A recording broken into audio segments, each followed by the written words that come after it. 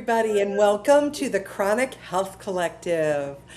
Uh, we've gathered powerful coaches and experts to help you reclaim your energy, heal from the inside out, and step into a life that feels vibrant, aligned, and deeply fulfilling. If you're ready for better health, stronger relationships, and more purpose, you're in the right place. I'm Christy Boyd Johnson, and I am joined here today with Amanda Beth and Jessica Hammock. And we are going to have a chat about the topic of being yourself. Welcome, ladies. Hello. Hi. So, I was thinking about weird questions because when I am myself, I like to have fun and laugh and be creative.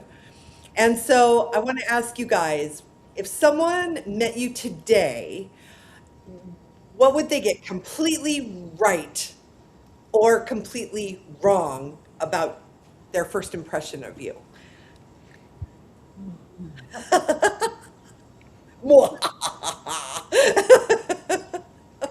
I think for me, what they would get completely probably wrong is that they would perceive that I'm very much an extrovert. I am much more of an ambivert from that aspect of things, where I can be present with people and be all in, but I need that pull away space, that recovery time.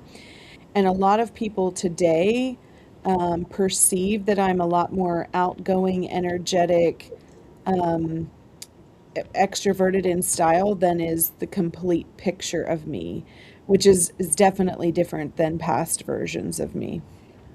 Hmm. Totally agree. How about you, Amanda? I think a conception that people have of me that I don't always enjoy is that I'm a control freak. And I once I because I don't agree with that. I don't want to control other people, but I do like to know what is expected of me. So it's more about for me, I think it's more about expectations and knowing where my limits are. And so I think that my limits sometimes are probably perceived as control. Mm, yes, that's true, and that's a perception based kind of thing. Yeah, both of those are perception based. Yeah. Jessica, I'm right there with you. I can act extroverted, but boy, do I like my alone time. I cannot if I don't get enough, I stop being able to function. I'm right there with you. I actually taught myself how to be extroverted when I was a teacher Yeah. because I was like, it's not the kid's responsibility to make me come out of my shell. Mm-mm. It's my responsibility. So yeah. I That's, think for me, like I used to be I had a lot of work internally to do to understand my identity and this idea of like being yourself and being comfortable in your own skin, right? But in doing that work, what I learned is that there was a phrase that I had learned. It's like learn more about other people in life and you'll become unusually successful. And while it wasn't driven by this idea to be unusually successful, the idea of learning more about other people fascinated me. And in so doing, I a lot of times will show up in a way that is conducive to other people feeling like they are seen and heard and felt. And so it's pushing past those, hiding in the corner of the room because I just want to observe everything, as opposed to like going and talking to people, interacting with them, networking, connecting. And there's a part of me that loves that, but that was a skill I had to develop. So people that meet the version of me now versus people who knew the version of me 20 years ago, 15 years ago, they're like, oh, Jessica's so quiet, she hangs back. But there was a group of people that would be like, are we talking about the same chick? Like, this girl is not quiet at all, you know?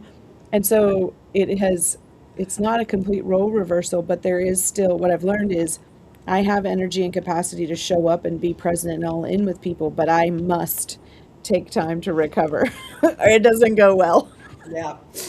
I think that I too have always I think sometimes it was a matter of, oh, you're such a good public speaker, or you can talk to anybody, or you can do all of the things. And I was perceived as, being kind of that frontline person. in doing a lot of my career success has all been crisis oriented. I think, and I think that I kind of adapted that whole choice. Yeah. I didn't know I could say no. Mm.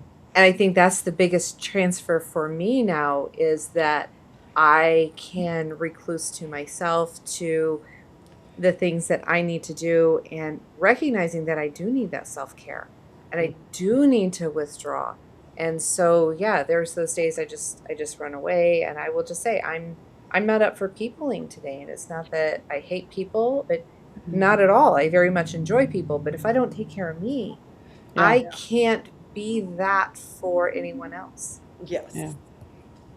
So, and I think that it's hard as healers and teachers and the jobs that we do. It's really hard to take care of ourselves because the guilt and shame that comes in when you say no and Yeah. you mean it. But it's such an amazing and healthy boundary to be able to say no. It And you're saying it for self-preservation, because if you don't preserve yourself, then you can't pour from that empty cup. I heard a really good analogy, and I think it fits well with this kind of like version of control and what's expected of me and being ourselves and showing up and thinking about no. There's a lot in the healing, coaching, counseling world where we say no is a complete sentence, and people are like, what does that even mean, right? But the analogy is like if you're going to build a fence, and a lot of people use fences as an analogy for boundaries, but if you're going to build a fence in your neighborhood or your property, you don't go ask the neighbors about the fence. You don't know, go ask them what style you should build the fence and how tall you should build the fence and what color you should paint the fence and do they like the wood that you've chosen and are they going to be present and are they going to drive by? Are they going to be upset by it? You don't ask anybody, you just build the fence.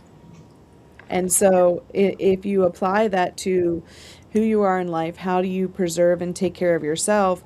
How do you set boundaries around you? How do you show up and be yourself and still provide that when I need to say no, I can? How do I need to show up in a way that honors who I am and still honors the life I have or the role I have or whatever, but recognizes like sometimes we get to just shut the fence and the gate and walk away and go in the house and not talk to anybody. Like that's also true too, right? But we don't also have to get all the permissions for the fences. Like other people don't get a vote. It's our fence. And that goes with my mantra in life, that I would rather beg forgiveness than ask permission. Yeah. Go boldly and do the things that need to be Yeah. done. Yeah. And I don't say that with reckless intent. Right. But that falls right in there of, taking care of me and mine, Mm-hmm. and saying the no's when, because the whole anger, the concept of when we're angry, anger is an indicator that your boundary was violated. Yeah. And I know so many people that I work with, they're like, why am I always angry? What, it's like your boundary was violated. Yeah. So therefore you do have some boundaries. So you do have something to build on. Yeah. Well, and I think that there are going to be those listeners because I know them, I have them in my life that are going to be like, yeah, but what if you live in a neighborhood that has an HOA that tells you how to build the fence, how tall to build the fence, what color the fence is? Okay, you might have those people in your life that provide guidance for you in the environment you choose to be in for what fences have to look like, sound like, and feel like. And also, you get a choice. You don't have to live in that neighborhood if you don't want to. If you have people that think they get a vote in your life and it is not, if you want to paint your fence blue and the HOA says no, then you can either choose to get a violation, somebody's going to push back against it, or you can choose to say, I'm going to go live somewhere else where I can have whatever color fence I want to. Exactly. That and when we start applying that to like things in our lives, how many people I've dealt with over the years who, for example, were I have nothing against having children. I love kids. But I have known women that did not want to have children that were pressured into it because that's what you do. And they couldn't establish a boundary of, but I get to make choices for my own life. Yeah. And that's what we're really talking about here is we get to choose for our own lives. And we shouldn't have to apologize for our choices, Yeah. especially women. Men don't seem to apologize like we do.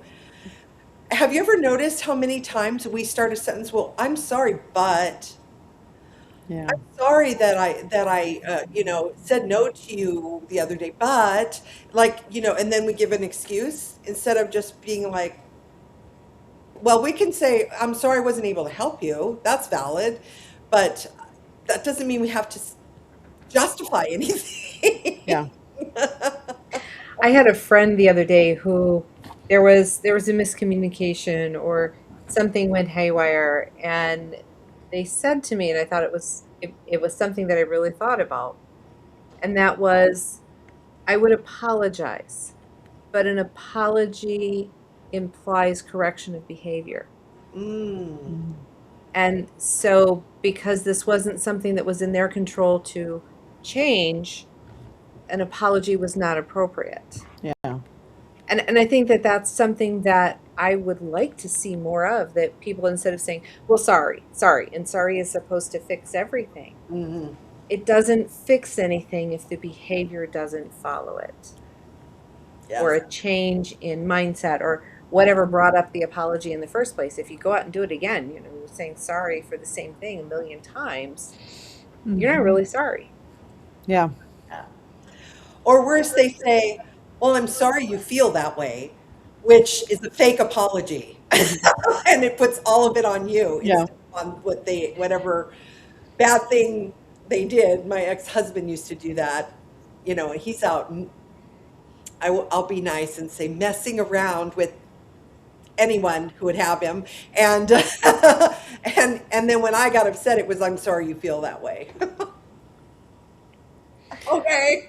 Yeah, I ask clients and individuals and people in my life to not use that phrase. I'm like, please don't use that phrase because that's not actually indicating that you are feeling a level of empathy and sadness for what I'm feeling. That is a passive aggressive way of dismissing the emotions that I have and expression that you're uncomfortable that I have them.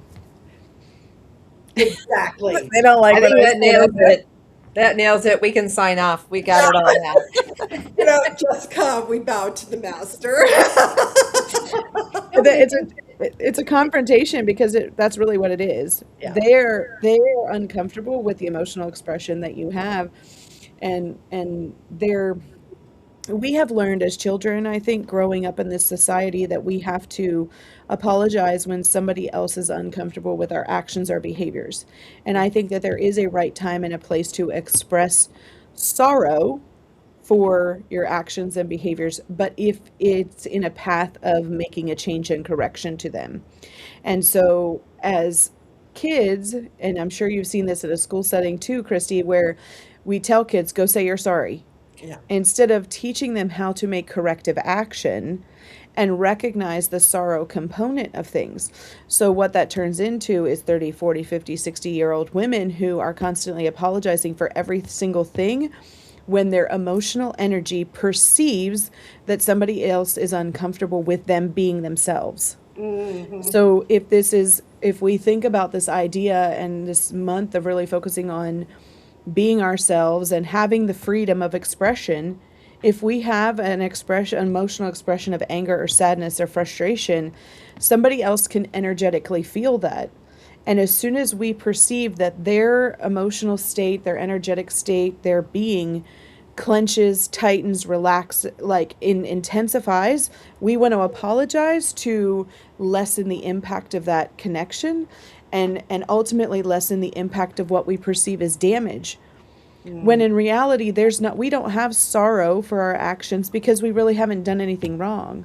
But we've in essence participated in a self-betrayal because we're dismissing the fact that we actually do have those feelings. Hmm. You And know, that we talk so much about being authentic in our own lives, and yet what you just said it's like this constantly. Hmm. Especially, I honestly, I'm not dissing men because it does happen in men, but I think it's more of a chronic problem for women Yeah. because more women are told, we're told so many things about that push us down, that keep us quiet, that shut us up, that, don't disturb them, don't bother them, blah, blah, blah, blah, blah, blah, blah, blah. And So it does become that. So let me ask you this. So uh, have you guys ever found yourself in a moment where you've realized that you were trying to fit into someone else's expectations? And if you did, like, were you able to shift either in the moment or maybe later after you kind of processed it through? I think there is, and that's one of the things that I address with a lot of my clients is there's a point in time when we've gone through life and we wake up one day and we realize that we're living a life that was prescribed to us, that we're doing because we were told this is how you behave, this is what our family does, this is what the roles are. Mhm. And you start doing these things and you go along and every day you're doing these things, and when there's not a joy in life, Mm, then you're not doing what is in alignment with your energy, with what you are meant to do here. And that wake up call is huge, and it can be really ugly and messy when you're just all of a sudden you wake up and you feel very lost mhm. because doing this prescribed role, as I feel it is just not meeting your calling. And so I think that that's a huge shift. And if we listen to the algorithms and stuff, there's hormones, they're this, they're this, they're that. I think it's just when you are at a point in time that you can see that you're not enjoying what you're doing every day, and you need to take back your power and take back being who you're meant to be, Yes. and create. I'm not going to say create your own rules, create your own life, but you need to do something to get in connection with that, because life is supposed to be joyful. We're supposed to Mhm. enjoy things and to celebrate what's going on. Yes. I think for me, like what I would say is there's not necessarily one scenario, there's a lot of scenarios. So it's kind of like when you have so many of those, you're like, which one do I go with here, right? But conceptually, this is what I will say because this is what I actually see, and it's a different linguistic explanation of the same thing Amanda just said, okay? um, I always but love your explanations, Jessica. it's when I recognize that I didn't fit in is shifting the mindset from I don't fit in to I don't belong, because belonging allows me to be who I am and in an environment that's conducive for me and where I want to go. But deciding I don't belong here also pushes against a belief system that a lot of people hold, that I don't belong also means I'm being rejected. And that's not true. Mm, And I think in that when we make a decision to say, I'm not going to choose to sacrifice who I am as a person to fit in, to change the trajectory of how I show up, to make myself fit into something else or someone else or some environment or some circle, I'm just going to be me. We can recognize that we don't belong in certain environments, but not belonging there doesn't mean that we're being rejected. It means that it gives us an opportunity to decide where do we want to belong that facilitates the direction in life we want to go, whether that's career or family or friendships or business or any idea. We get to decide how our belonging is conducive to where we want to go, to our vision and all these things. But I see it a lot in women. They're like, I don't belong there. But they also perceive that because they don't belong, that they're simultaneously rejected. And that's not true either. right. Right. Oh, I feel that way about the public school system. I do not belong there. And I did struggle with people who are in the system that think it's good. And I got a lot of negative things thrown at me. Mm-hmm. And I had to, luckily, I had a situation where I was able to just detach myself from the last week of school. But I'm not going back. And now I'm going to teach a pod instead with aligned people. So it's so funny because I closed that door. I said, no, I'm not going to do this anymore. I'm not aligned with this. I don't like the negativity. And then not a week later, the door to a much better opportunity opened right up. So that's the flip side, is that energetically, we have to remember that when we set those boundaries Mhm. and get clear, like this is this over here is not okay with me, whatever it is, like you said, Jessica, whether it's a job or a relationship or whatever it may be, then it does open up opportunities for new things to come in. And they're much better and aligned. So have you guys experienced that? We got to go to break. Oh, We got to go to break, and we will come back. Hold your thought. okay. Hold your questions. Have you encountered a situation or an event in your life that's caused you to feel stuck?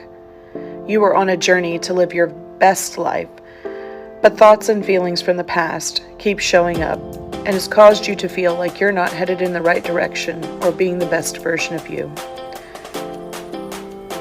Meet Jessica Hammock, trauma recovery and transformation coach. Not only will she teach you about emotional and mental health, she's here to help you unwind the treasure of who you are from the trauma of your past so that you can walk in the truth of your identity and break free from what is holding you back so you're able to nurture the best version of who you're meant to be. The time is now. Let's get started. Have you encountered? Is your skin aging, dry, tired, and dull? Are you putting on more and more makeup to cover the fine lines and flaws? Now you don't have to. Coolness Skincare, developed by a middle-aged woman just like you. 2 years in formulating, pearlescent face and eye serum cream with Schisandra berries and dragon's blood extract for your face, eye, and neck. And the vegan version, Deep Love Face Cream, featuring powerful blue tansy. This face cream is everything you are looking for. Feel your beauty. Visit coolness.com or scan the QR code for more information. Is your skin aging? Hey, everybody, welcome back to the Chronic Health Collective. Amanda, please feel free to interrupt my talking if we have to take a break. But, you know, I love this because I think we talk about this a lot, but let's shift it a little bit to the fun side of being authentic. Like, let me ask you guys, if you were in a situation where there was no judgment and you didn't have to even think about it, what would you, what's something you would do more often?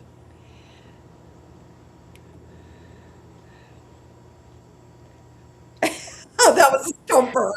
Oh, well, I mean, there's a lot of things that I love to do, and there's also a lot of those creative things that I do that I love to do. I also do to recharge. So I love adult coloring books. Colored pencils are my thing. My birthday's coming up. Y'all can send me some colored pencils. I love to crochet. Things that I can do that are kind of mindless, and sometimes I know that can enter into like a meditative space. For me, I think a lot of people skip on doing meditation because they think it's like hand position and a special little pillow and all this stuff. But it's a matter of, clearing the mind. And so those are the things that I do to get grounded, get reconnected, to take a break. And, when I was doing graphic design, while my computer was, doing all of the saving that took forever on those big projects. And so I would do a paper Sudoku. So things like that. But when I have more time, I love going out into nature and reconnecting, especially near water. Glamping, I'm like totally into glamping and those things that can just reconnect and be completely disconnected from all the other things and the obligations. And that's how I recharge. I think that was the question. Oh, it was if there was no judgment, what would you do more often if you didn't have to worry about judgment? Yeah, well, it would be people not judging my time and how I use it. I would go do those fun things. Yeah, for me, it would be people not judging my time and my money. I've recently discovered hair spas where you go and they massage your scalp and wash your hair, and it's all these different water temperatures and pressures. And, I would do that more often. But I think for me, I love new experiences. And so calibrating to what type of new experience I need in the moment is one thing that I would do more of. And what I mean by that calibration is sometimes I just need something small and or a short amount of time to do something, and other times I want more time and it's more expense and those kind of things. And allowing myself to participate in those things and do them as needed. So sometimes it's like, hey, I just need a 30 minutes and let me go try like a new flavor of ice cream. Or sometimes it might be, I need 3 days to go off and do this adventure and disconnect from the whole world, and no judgment in that, right? And so for me, it's choosing the type of experience that I need, that refreshes the different types of energy that might be more depleted than others. So yeah, you both went for personal experience. Mhm. Isn't that interesting? Like, it's not about work or anything else. It's about recharging and grounding and feeling that connection again. That's amazing. Yeah. What is yours, Christy? Well, years ago, I love swimming. I love it. I love Mhm. it. I love it. And there were a lot of years that I wouldn't go because I didn't like, I judged myself about how I looked in a bathing suit. And now I'm like, you know, I don't care if someone doesn't want to see me in a bathing suit, they can look away because I'm going to get in this pool or in this lake or in this ocean. Mhm. And I'm going to have some fun. But it took a long time to get there because, especially body image, um, we're so inundated that if you're not somehow perfect, then you're not worthy. And that I admit it took me a lot of years. Of course, I came from a long background of serious abuse, and my marriage was horrible. And I imprinted a lot of that, and I had to clear it all out. And so that is part of the process. But it is refreshing to be on the other side and be able to say, go ahead and judge me. I don't care. I don't want to hear about it. Leave me alone. And also to just like to celebrate and be just like, for example, you two ladies, I would love it if we had like a retreat on a beach and we lived in Mhm. suits the whole time. That would be so fun to me. I'd be like, let's, we'd have a great time. So, yeah. I heard this really great quote about judgment that's kind of helped me reframe in choosing things about judgment or ideas of it. And they said, we judge ourselves by our intentions, but we judge other people and by their character. Mm, And so we make judgments about ourselves and what we're able to do and not do by our intentions, and we make judgments about other people by their character. Like we decide about their character. And so when I heard that, I'm like, okay, people are always making judgments, and it's always going to be come out about my character, who I am, what kind of person I am, like how I look, how I show up, how I behave, all those things, right? They're going to automatically do that instead of trying to look for where my intentions were. Like mhm. I, and if we take your bathing suit example, I intended to do some some weight movements, or intended to eat a different way and lose extra pounds, or I intended to wear a bathing suit that was most flattering to me, right? Internally, we think about all our intentions, but we also know this happened and then this happened and this happened. It got in the way of our intentions, right? Mhm. But automatically, what we actually go to is what other people do to speak against our character. Well, we're this kind of person, we're that kind of person, or we failed this way.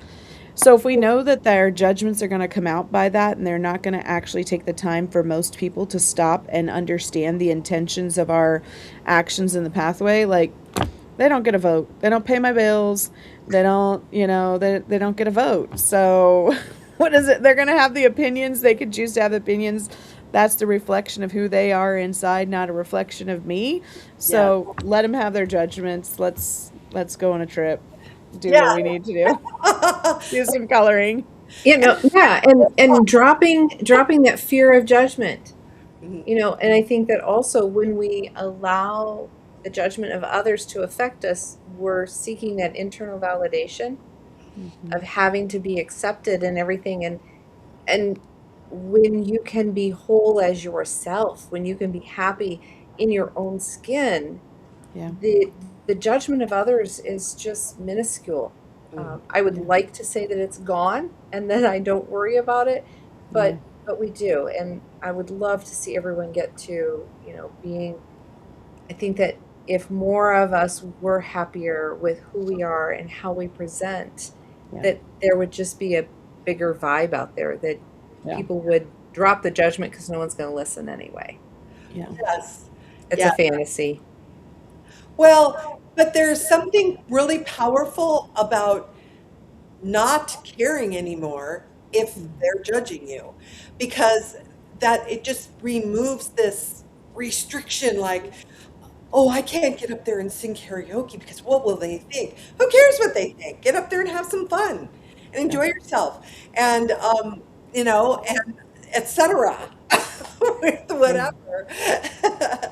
And you know, I'm going to ask a fun question because along this line, without judgment, if you could be any animal, what would you be and why would you be it?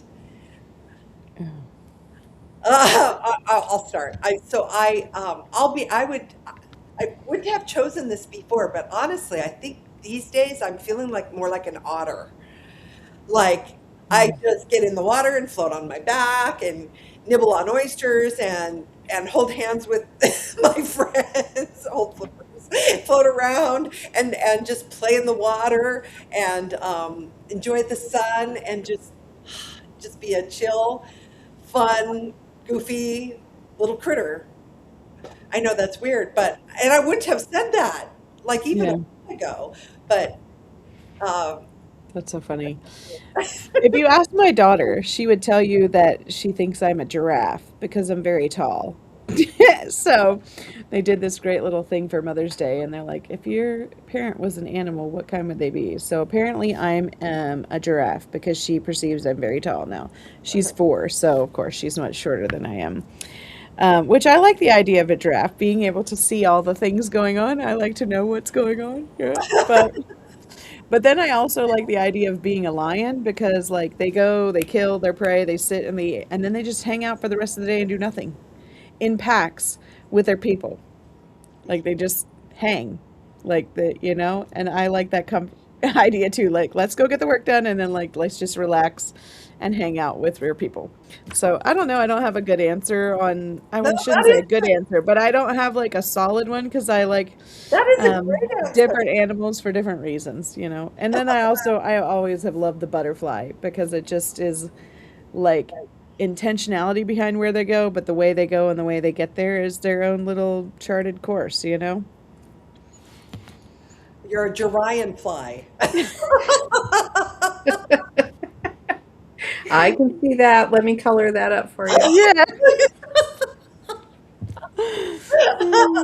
That could be a very interesting animal. Yes, it could. Yes, it could. A long neck, yeah.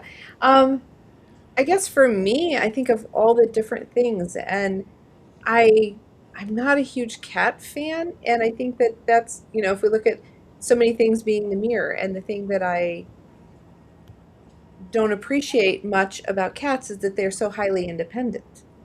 Mm. And so I think that I am a highly independent. I would like to be a cat who's not worried about people judging me. And I'm thinking like a house cat type thing.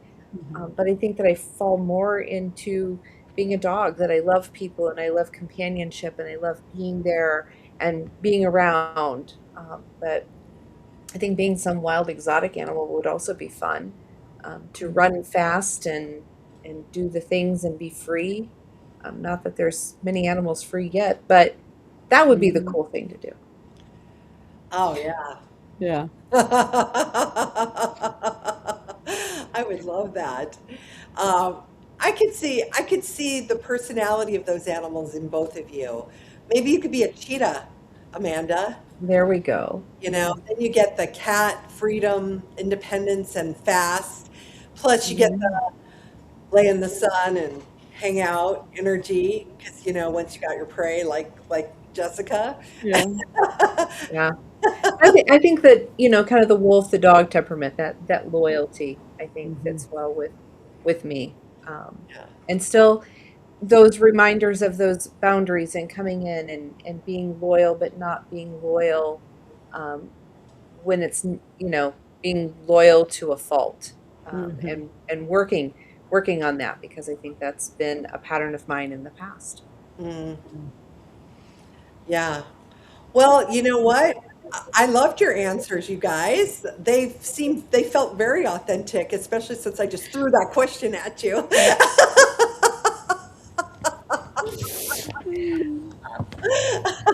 So, Chrissy, we're at the end of this question. Will this be a good time to go to our next break? Yes, perfect timing. All Thank right, let's do that. And then we'll be right back after this.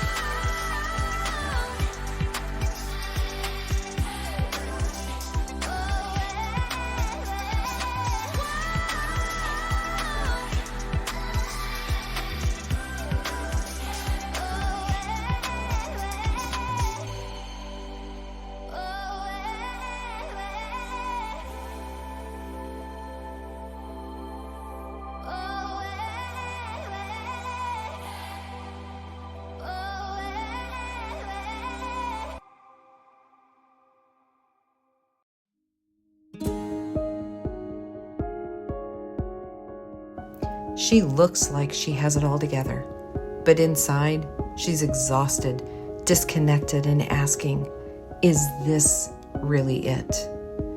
I'm Amanda Beth.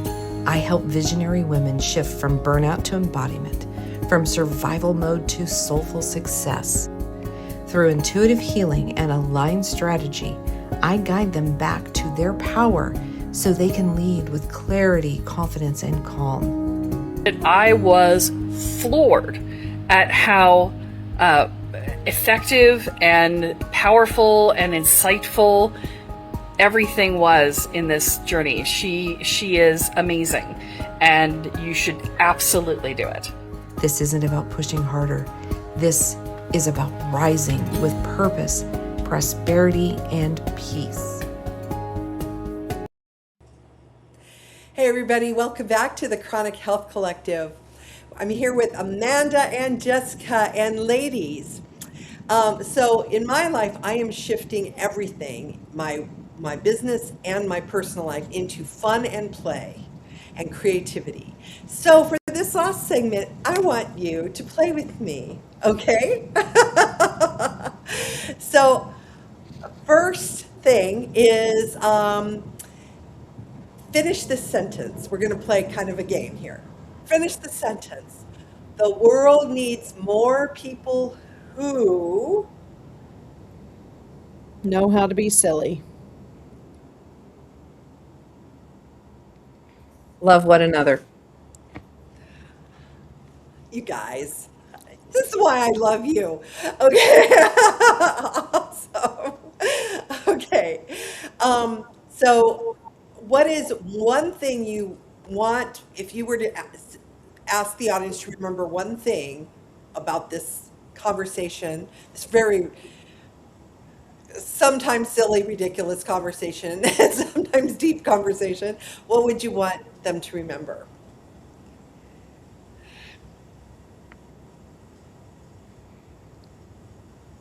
I think being authentic comes in many different forms. So being yourself and being authentic comes in the unique form of who you are, and it's important to own that. And owning yourself in all the positive things, and putting the emphasis on the positive things, because as you bring more positivity to your life, you're sharing that. It's a ripple effect that goes out. And I really believe, in the heaviness that we have going on around us, that it is so important to really focus on the positive and to keep looking for those little glimmers in life, those silver linings, and to celebrate all the positive stuff that you can. I mean, it doesn't take away the negative, it does happen, but not dwelling on it, and really, really focusing on the positive to bring more of that to you. Because what you focus on is what grows. Yes. And to extend what both of you said, I think letting go of judgment, mostly of ourselves, because if we focus on letting go of judgment of other people, it doesn't work.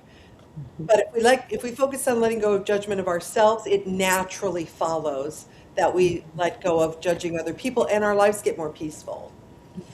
Yeah. Yeah. Okay. All right, guys. So, so lightning round. You know the quick answer, the just off the top of your head thing. Okay. So, we'll start easy. She's, if you're listening in the audience, Christy's like, it'll be fun, it'll be easy. And then she drops these bombshell conversations and questions that are not like easy answers. So I need you all to know, like, we're all in and we love Christy here, but her version of easy and our version of easy are two different things. Okay? So we're just keeping What it should we real be here. doing on an afternoon? Yes, absolutely, absolutely. But It's all good, and we love you, Christy. I just need the audience to know. There's been no prep here. It's all very authentic absolutely up front. nothing is rehearsed. That's the same reaction I get when I tutor kids in algebra. I'm like, this is easy, you guys. This is the trick. And they look at me like, isn't it harder than that? And when I take them through it a few times and they start to relax, then they kind of go, oh yeah, it is easy. But they always Easy is relative. Easy is relative. Yes, very relative. dear light, your eyes in the headlights. Yeah. Okay. All right. So just say the first thing that pops in. Okay. Coffee or tea? Coffee. Tea. Sunrise or sunset? Sunrise. Sunset. Beach or mountains?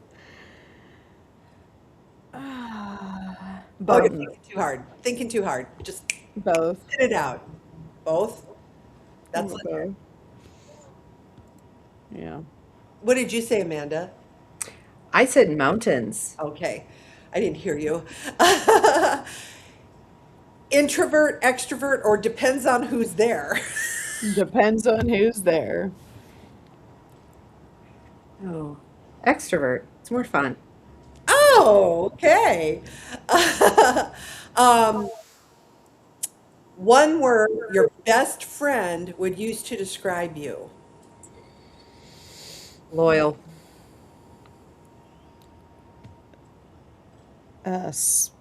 Smart. Mm, crazy. We did not say that, Christy. We did not say that. I see. Here's a fun one. What is your secret talent?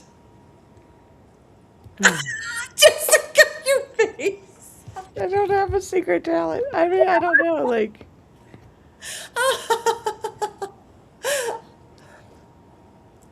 Well, if it's a secret talent and we tell it will no longer be a secret talent. I know, right? Yeah. Yeah. Now that, oh, come on. I would say that I don't know if it's a talent, but people will say it's a gift. And that is, so I have this group of friends and that we Marco Polo back and forth in chat. And they call me their FAFO filter. And so what I mean by that, and they get a really tough situation and they'll be like, hey, it's either you FAFO in my life or I talk to Jessica and we refilter this conversation and she tells me how to say it in a politically correct, socially appropriate way so I don't lose my job or get arrested. So I'm like their linguistic filter. They're like, they'll get on and say, how do I say this? Because this is what I'm feeling. This is what I'm thinking. I'm just like, you just say da da da da da da. And they're like, oh, that's so good. That is a gift. That is a gift. Yeah. So, yeah. I think my secret talent is always finding a way to get something done. Mm. Yeah. Because, give me the pieces. I will find a way, you know. Mhm. Those put together furniture things you dump out on the floor. I just look at it, I see it, you know, my brain builds a 3D model of everything. And so putting those furnitures together and finding, Mhm. seeking a solution. I'm a I'm solution gonna finder. I'm gonna call you, Amanda, next time I need to figure out a way to get my dishes done. No problem. Order of operations. Yeah, we can click away. There are gifts to attention deficit and dyslexia combined. It's I'll probably say, "Why do the dishes? Let's go out and play." well, That's right. yeah. Let's go color. Yep, yep. Have I someone can else. color you a picture. Yes. Mm. Okay. What is something that always makes you laugh? My da Christy. my daughter. Well, Christy, yes. Christy always makes me laugh. Aw, I take that as a compliment. I I actually did improv classes for a long time and was in an improv performance troupe for a while when I lived in San Diego. And oh my God, it was the most fun. It was so fun. And when the audience would just bust out laughing, it felt so good. The energy flow was so nice that everybody came up, Yeah. they were laughing and it was silly and nobody was taking anything seriously and it was really nice. I missed that. Okay, let's moving on. What's something you recently said yes to that felt like the real you? Or no? I said yes to an interview with a program to be featured on a TV show. So I know that I'm supposed to be out there and have a message for more people, and a text message came across from a group that got a hold of my information, and they said, "Hey, we're launching this TV show. Would you be interested in doing the first round of interviews for it?" And I said yes. Yeah, I'm Oh, that's very amazing. excited. Oh, Yeah. yes, you have to share that with us Yeah. when you know. Yeah. Yeah. And then they asked, "Would you be willing to travel?" And I said, "Maybe, possibly." And then they're like, "Well, where are you located?" And I said, "Dallas area, Dallas, Texas area." And they're like, "Oh, actually, that's where we film." So it literally is. I have never met these people before. It came across, but that the saying yes to the next thing, instead of saying, "Well, I don't know, and I want to look this way, or I want to do lose weight, or I want to make it, have this amount of audience, or I want to have this offer, or this XYZ in life happen." And I'm like, "What could it hurt? Let's go. Let's try. Let's see where we go." I love it. And you're beautiful. So do it. Just do it. Yeah, yeah, I'm excited. I had a similar experience here recently. I was contacted by a New York radio station that wanted to do a live 5-minute broadcast, and then they called me back the next day, and they want me to do the whole broadcast. And unfortunately, they called me while I was in the middle of helping someone else through their crisis, and I really Mm, couldn't give them the time at that moment, and I mm, asked them to call me back. And so that, following through again, not doing those rabbit hole things that I do of checking everybody out and vetting them and figuring out mhm. everything and making sure it's all perfect, and Yeah, just saying yes. And I think those yeah. are those big moments. I love that. I love that. I already shared mine. I most recently I said no to a toxic job and the door opened to the homeschool pod with Mhm. just lovely people, both the parents and the kids. So Yeah, I'm I'm it's not of course until September when school starts again, but I'm very excited about it. So that's awesome. I love it when it just aligns Yes. because it's the flip side works. You say no to things that you don't feel aligned with, then yes, things can open up. It's amazing. It's amazing. Okay, one more, and then we're gonna finish up. So finish this sentence. Being yourself means. Other people won't always understand you. Mmm, good one. Not saying you're sorry. Love it. You guys That are. was that quick answer, and then it's like, ooh, is that the right answer? But yes, it is. Yeah. Yes. What about you, Christy? Being yourself means Means finally being completely honest about what I really want to do and not, all the other stuff that's coming at me. So, yeah. All right. So, if you could leave everyone watching with one sentence about being yourself, what would it be? Or shall we like what we already said?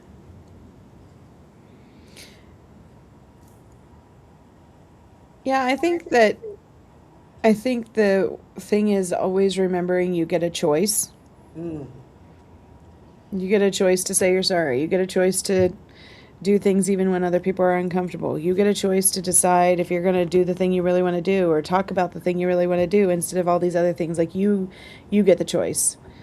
And a lot of times people want to hand their choices and their power and their voting rights to everybody else in their life instead of remembering they get the choice. yeah. Well said. Yeah, I think being able to choose and to choose first for yourself what is right for you. Because when it is right for you, it's also going to be right for those who are meant to be in your circle. Perfectly said. You guys nailed it. We have the freedom to choose. I love it. I love it. All right. So let's, Amanda, let's start with you. How can people find you in the world? You can find me at amandabethhealing.com. Also, have presence on Facebook, YouTube, LinkedIn. We're on all the platforms. So, yeah, just find us. All right. And Jessica, where can people find you in the world? My website is www.vibrantvoice.life, and I'm on social media as Jessica Vibrant Hammock in Instagram and Facebook. So those are the easiest ways to probably reach out and find me. Yeah. And for those of you who maybe haven't seen our show before, Amanda is an amazing theta healer, and Jessica is unbelievable in trauma recovery. I mean, she says things. They both have said things to me that have gone, whoa, mind blown, and the healing just kind of happens. It's sort of freaking amazing. And of course, you can find me at Barefoot Learning Club or .com, or just email me at barefootlearningclub@gmail. And talk to us. We want to talk to you. All right, everybody. Thank you, Jessica and Amanda. Thank you so much for joining me in our little adventure today, in spite of all of our tech difficulties. Had a few. So, everybody, if today's episode spoke to you, don't just watch, take action. Book your free consult with one of our expert coaches at chronichealthcollective.com for personalized support. Subscribe to our monthly magazine for powerful tips from all 10 coaches to elevate your health, mindset, and relationships. Join us live every Tuesday at 7 o'clock p.m. Central Time, or past episodes anytime on E360 TV or on YouTube at Chronic Health Collective. Thanks for tuning in. Your transformation starts with. See you next week. Okay.